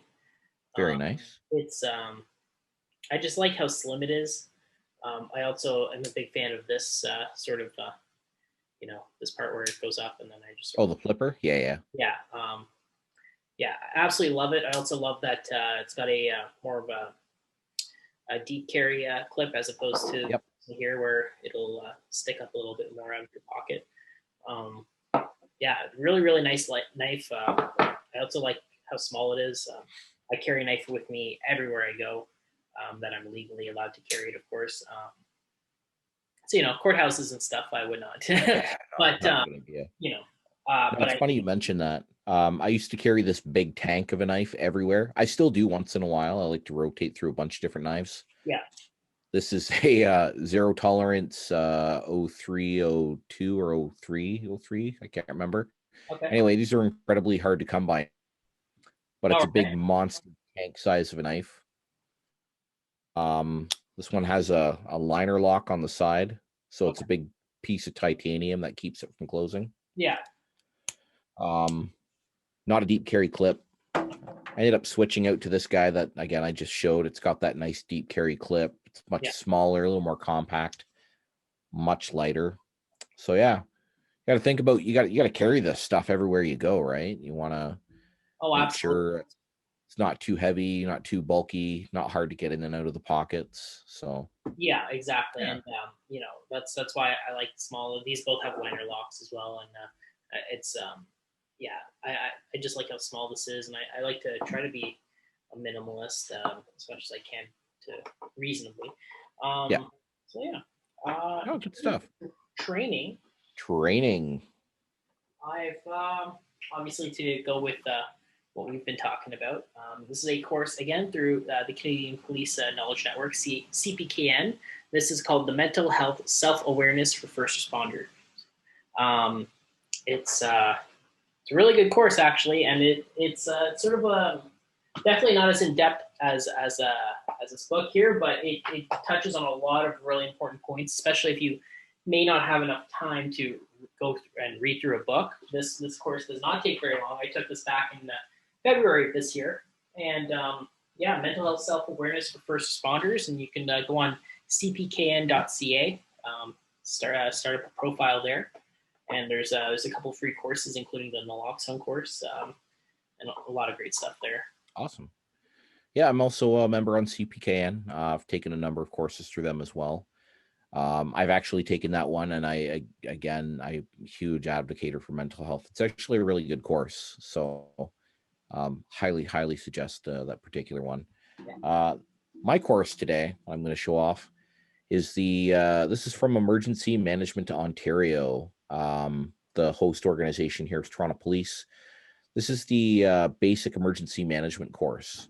So if you're familiar with things like the concept of emergency management, incident command structure, stuff like that, it was a really cool course. We go into tabletop exercises, and they've partnered with all kinds of organizations to put this stuff together. So in the course, everybody gets this big map of a city, and you're allocated all of these various resources, and each person at the table is put in charge of a thing, whether that be the fire department or public works or the police, etc.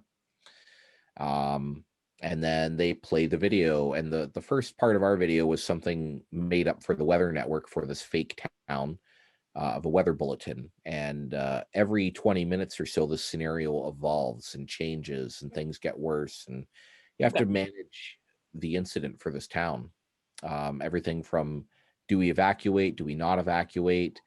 And you get all the information for neighboring towns, nuclear and hydro resources, military resources, medical resources, for things like code oranges, and it just goes on and on. Yeah. If you're interested in responding to emergencies, I highly recommend taking Emergency Management 200. It was a mind-blowing course. Absolutely great course. One of the more interesting things that I learned from this course, it's kind of sad too to see a lot of these police cars moving away from the white cars, because they would say, you got a police car, you got a whiteboard. You just use the hood of the car as a whiteboard, do your sketches on the hood of the car. I've ended up doing it a couple of times, worked great. So it was one of the most interesting things I learned. Okay. But, yeah. Actually, Emergency Management 200. It is an in-class course. It's one of the few emergency management in-class courses when we look at what the Fire Marshal and Emergency Management Ontario offers. Yeah. There's a couple other levels. 300, really, for what we're doing, anything past 200 is pointless. You're looking at senior police response and senior municipal type response at that point. So from our perspective as private security contractors and working the private side, EM 200 is a fantastic course. Yeah. Awesome. Perfect. Is there anything else you want to add on for recommended training and gear? Ooh, let's see. Oh, you know what? Gear, I got another piece of gear I'm going to show off. I know we talked about handcuffs a while ago. I wanted to show off one of my pairs of cuffs that I carry on duty. I'm a huge fan of Peerless handcuffs.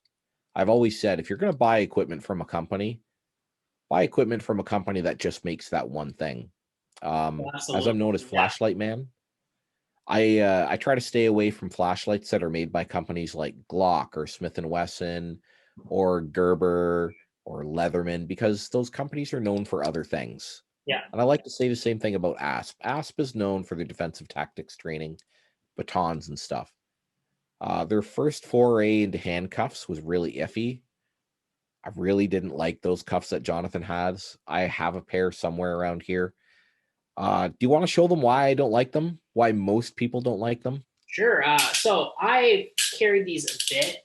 Honestly, these I've not carried very much, but I've carried them a bit and I've used them maybe less than like a handful of times. And it's just, I mean, by design, they look great. I mean, they've got, keyholes on both sides, which are nice. Yep. They've got I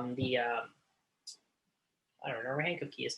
The little slide lock in order to double lock. Double That's lock. sort of like these Smith & Wesson Model 100s I have here. Yep. I don't carry these ones. I actually carry the lever locks now. But they do seem fine. And they've got a nice polymer outer. And this part here is actually made so it doesn't dig into someone's wrist as you're, key. It doesn't have a key. There we go. We all have keys done. I was about to be like, oh, really? So as I was saying, it's sort of made to sort of I guess it just makes it easier, and you line it up to the wrist. Yeah. When I took the ASP course, the instructor course, they told us this part was flat, as sort of a what's the word I use in first aid training? A locating point, if you will. Okay. When you have like a pair of Peerless or Smith & Wesson steel handcuffs, a lot of people they'll try to apply the single strand here or here. Yeah. The flat part tells you that that's where you apply it. Yeah. And you go from there, right? Exactly. One thing I don't like about them is how easy they do this. And that was really why those cuffs were not as successful as they could have been. Yeah. I carried them when I worked in a mental health facility because you'd get people who had to be moved around in cuffs and they were fine with it and they were not a problem. So I would use those for them. Yeah. Everybody else got Peerless. Last summer, I got introduced to these. So this is the new ASP Forge cuff. What's really cool is they've basically taken everything that was bad about that handcuff and they fixed it. So instead of a polymer double steel bow or a double strand, as you may call it. Yeah, it does. It does have a metal frame in it, but it's not very. Doesn't feel very. Yeah, you can see on camera they're flexing. Try to get it in focus there.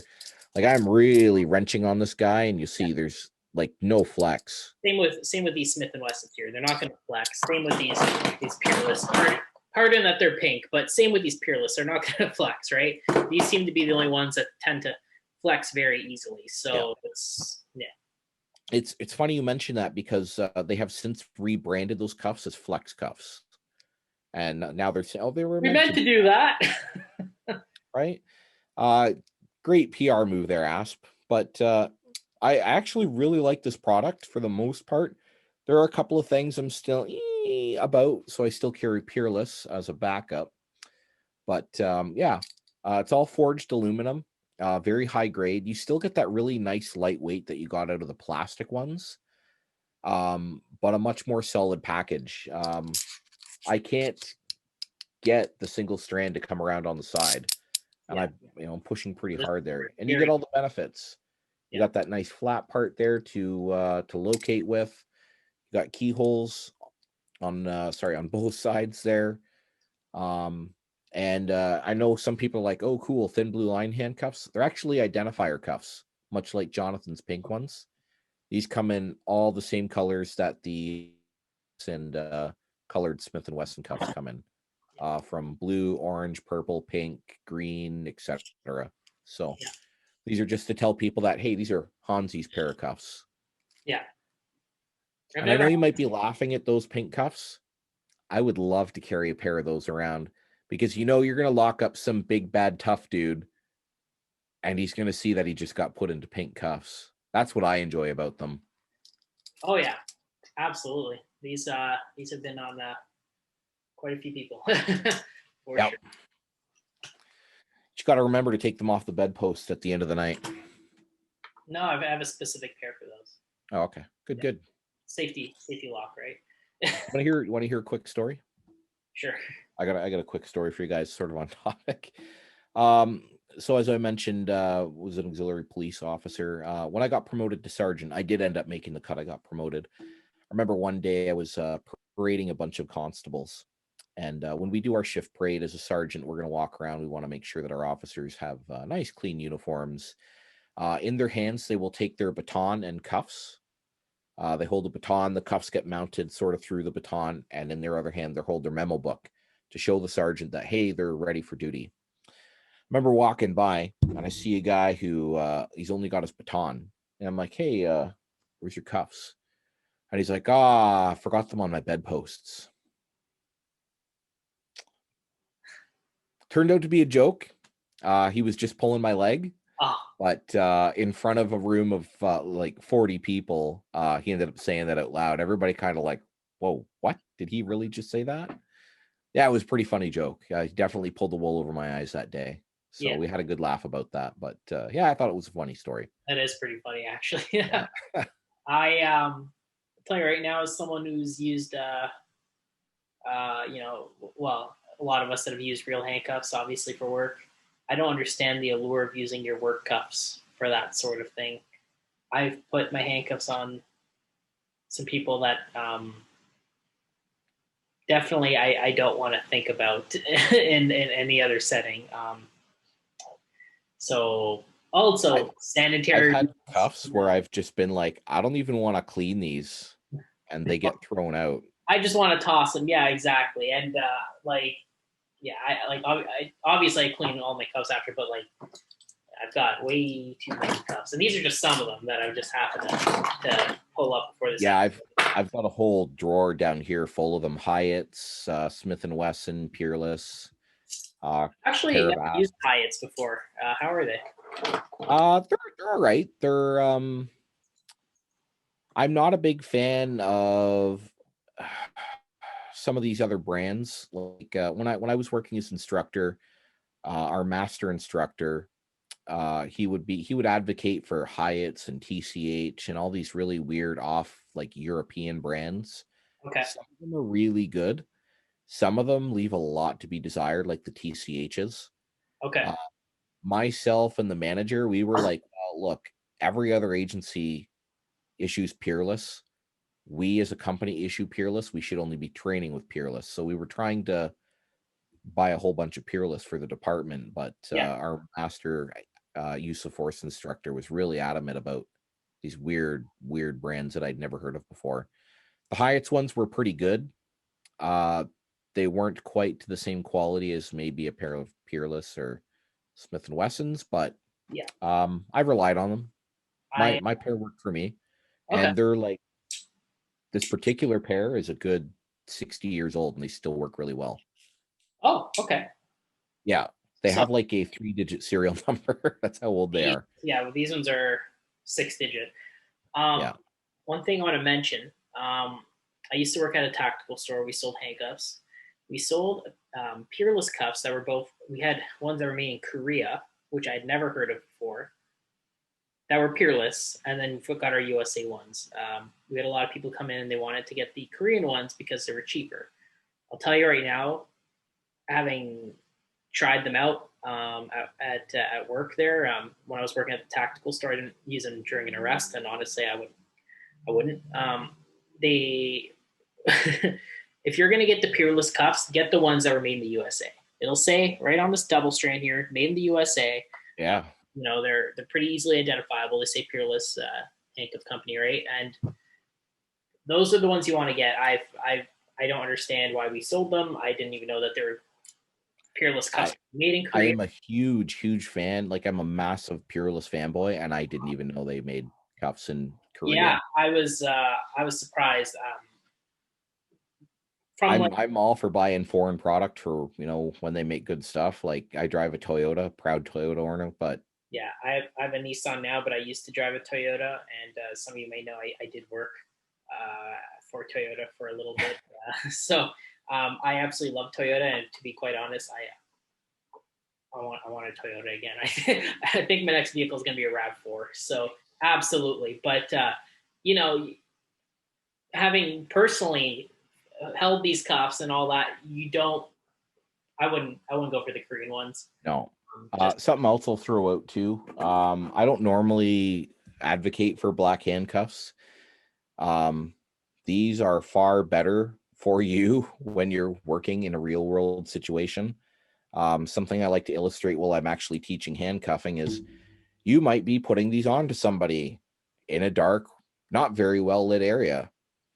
They might try to fight you before that first cuff goes put to be put onto the wrist, and then these go flying off into a corner somewhere. If they're your only pair of cuffs, you're gonna have a hard time finding these during a scuffle in the dark. yeah, If you can get a flashlight out and shine your flashlight around, these really reflect a lot of light as you're seeing in here. yeah. So again, Peerless I really definitely. recommend the nickel plated cuffs for that reason. Yeah, Peerless are probably in my opinion, the best in terms of reflection. If you look at these compared to, sorry for all the noise, how much these reflect as opposed to these, you know, Oh yeah, Smith you're and still Wesson. getting a lot out of the Smiths there, but you see a huge difference. Yeah, you So could pretty much blind someone with these too. So I guess, but yeah, that's also why at least for uniform, I personally recommend carrying two sets of cuffs just to yeah, have that secondary pair. I've been in arrests before where, um, obviously I don't take out my cuffs until I've got the person's arms and it's time to take him out. But you never, things are unpredictable. I've had people thrash and my cuffs go flying 20 feet that way. I'm like, well, I'm already on this guy. Like, am I going to get up? And because now I'm going to have to fight again, right? So yeah. um, I just have my I'm secondary pair, and I'm that's on the fence with two pairs. I'm carrying two right now. I'll go back and forth from one to two. Um, and this is what I learned from the Toronto Police Service. Most of their officers only carry one. A couple of companies I worked for, their policy was you shall only carry one, and if we find you carrying two, you're done. So yeah, just a different point of view, and I'm not saying anybody who carries two is wrong, but a point of view, right? If I'm arresting somebody, I shouldn't be doing so alone, especially as a security guard. So if something happens where I either need a second pair because they're really large, my partner should be able to pull out their cuffs. If something happens where my cuffs get knocked and thrown into a park or out of the way or out of the room, my partner should have a pair. Something else to think of, because I know somebody's thinking it in the back of their head. Well, Hansi, what if my partner doesn't have handcuffs? That I shouldn't be arresting this person without a partner who isn't trained in handcuffing. yeah, So, food for yeah, thought. yeah, Uh, absolutely. I know I've posted publicly in the group just with that mindset. I know there are a lot of guards, and I would really reason to say most guards are probably only making a handful of arrests throughout their career, right? I know you and we've worked in some rather challenging and unique locations that have challenged that concept. Have they? Yeah, Um, there's a time and a place for it. If you're working at a really quiet site where um, you're not making really any arrests, or the last arrest that happened was 4 years ago, maybe reconsider carrying two pairs of cuffs and save your back a little bit of that effort. That's kind of what I'm trying to get at here. yeah, So yeah. There's. I'm sure we can go back and forth on this. All yeah, there's no right or wrong here is basically what I'm getting at. I'm just trying to say if just you're definitely not don't be the yeah, guy that carries like save four yourself the issue. Yeah. pairs. Yeah, don't be the guy that carries four pairs for sure. Then I worked with a guy who carried three okay. just cuz I mean, to each their own. he um, yeah. aside from that, I think that pretty much concludes episode 4. Episode 4, yeah. Final This words. one- As you can see, Brad over here with his lovely lights. Now he's got. We're evolving. I got a microphone. Yeah, I still don't have a microphone yet. Once I do decide to buy one, I do want to buy one. I just need to allocate the proper funds to buy one. But so sorry about this laptop audio you're hearing from me. I know it makes it sound worse when Brad's got this like wonderful audio, and then you got me with my MacBook Air. It's the content that matters. It's the content that matters. Oh, absolutely. But still want to. I will say 4 episodes in, I've had a blast doing these. I know, like, full transparency, it's Monday. We're filming this on a Monday, and it probably won't be up till probably Thursday, Friday-ish, give or take. By Wednesday or Thursday of this week, I'm like, are we gonna film again? When? I'm already excited to do episode 5. Yeah. So like I said a few times already, there will be more videos. There'll be different content coming out.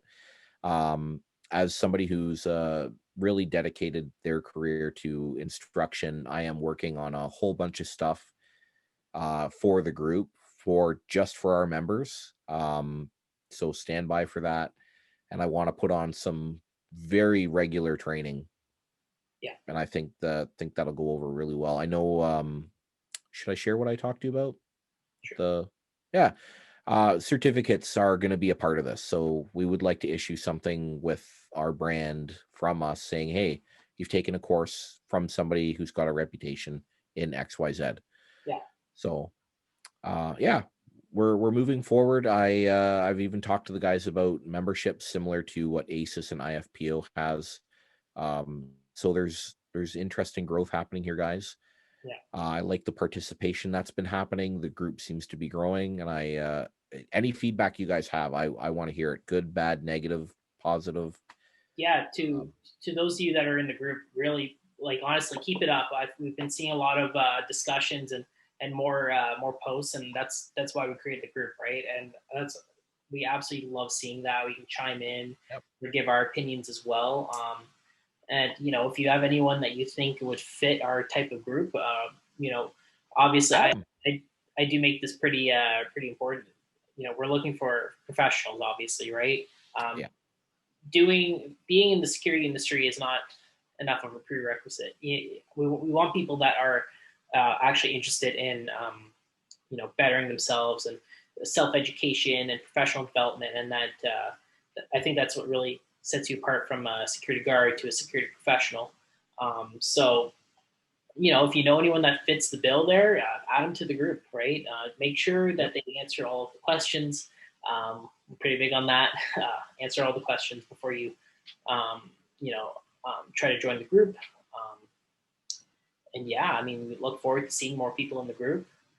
Obviously, if you have any topic suggestions, you can email us at cspnconnect@gmail.com. We're always checking that email. And if you have any suggestions, we're just an email away. Or you could just message myself or Brad. That's how a lot of people have been sort of giving their suggestions lately. Yep. That's fine with me. Also, if you like this have video, a few things in the pipe. Sorry, go ahead. No, go ahead. Go ahead. We do have a few things in the pipe. I know some people have asked about seeing that LP video, so we are putting it. It is like a 10-minute video, that whole thing, so we might do that separately. But there is stuff in the pipe. We got content coming, and like Jonathan just said, more suggestions are what we want. So we're happy to hear from you guys. Absolutely. And if you like this video, like the video and subscribe to our YouTube channel. That'll also help us. The more people we know that are watching this, the more it drives Brad and myself to continue making this sort of content, right? We want as many people who want to learn to watch these videos, right? And hopefully you guys and gals are getting some value from it. That's ultimately what we want. Or at least enjoying my terrible stories. I've been told that some of them are pretty funny. And that's the thing, right? Like, yes, we're talking about professionalism, but we, you know, there's a reason why we're so casual here, right? We're trying to make this you know, a space where you're comfortable watching us, and you know, we're just trying to be real with everyone, right? So that's the big thing. That's why we'll tell you these sometimes funnier stories, and you know, At the end of the day, Jonathan and I are just a bunch of guys. That's it. yeah, exactly. I'm literally about to go play Call of Duty after this, so I mean, Nice. yeah. So, all right. It's been a slice, guys. Thank See you you. on the next video. And as Brad always says, stay frosty. Stay frosty.